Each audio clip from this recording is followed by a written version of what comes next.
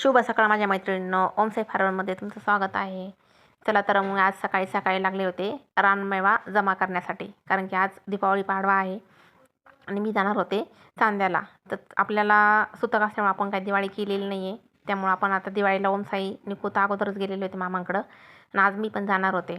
त्यामुळे आपण फराळ वगैरे काही बनवलेलं नाही आहे. चला तर म्हटलं त्यांना रानमेवा जमा करून नेऊ. त्यासाठी मी सकाळ सकाळ आपल्या पेरू बघत होते. खूप गोड पेरू आहेत आपले आणि खूप छान पण लागतात आणि बिना केमिकलचे पेरू आहेत, शिवाय त्याला फवारण्या वगैरे काहीच नाहीत. त्यासाठी मी अगोदर पेरू तोडलेत आणि नंतर म्हटलं चला आपल्याकडं घास आहे, घासाची भाजी पण खूप आवडते त्यांना, त्यामुळं मी शेतात आले होते घास भाजी नेण्यासाठी. तशी तर मी अशी पटपट भाजी कापत आहे. भाजी आता कापून नेणार आहे आणि नंतर घरी गेल्यानंतर निवडणार आहे, म्हणजे छान अशी घासाची भाजी लागते.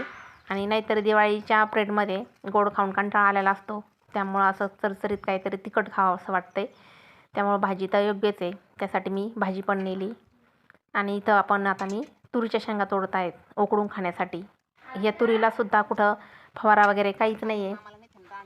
आपली एक तूर उगाली होती घासाच्याच कडेला, त्या तुरीच्या शेंगा आहेत, त्या खूप छान शेंगा आहेत, अशा निब्बर झालेल्या आहेत आणि खिडक्या पण नाहीत. विशेष म्हणजे बिना फवाऱ्याची शेंगे, त्या पण अशा उकडून खायला छान लागतात.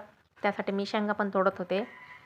तर असा केला आहे आपण एकंदरीत सगळा रानमेवा जमा आणि आता जाणार आहे आपण चांद्याला.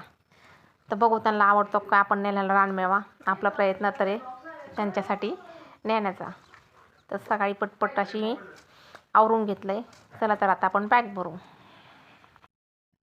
हे बघा, आपण आता आपल्या भाऊबीजीसाठी चाललो आहे. आपण सुतक असल्यामुळे काही दिवाळी केलेली नाही आहे, तर आपण आपल्या भाऊबीजीसाठी चाललो आहे सगळा रानमेवा जमा करून. आता असे छान आपल्या पेरूचे असे पेरू तोडले, ते आपल्या दारापुढं पेरू आहे, ह्या तुरीच्या शेंगा आहेत, घासाची भाजी, केळं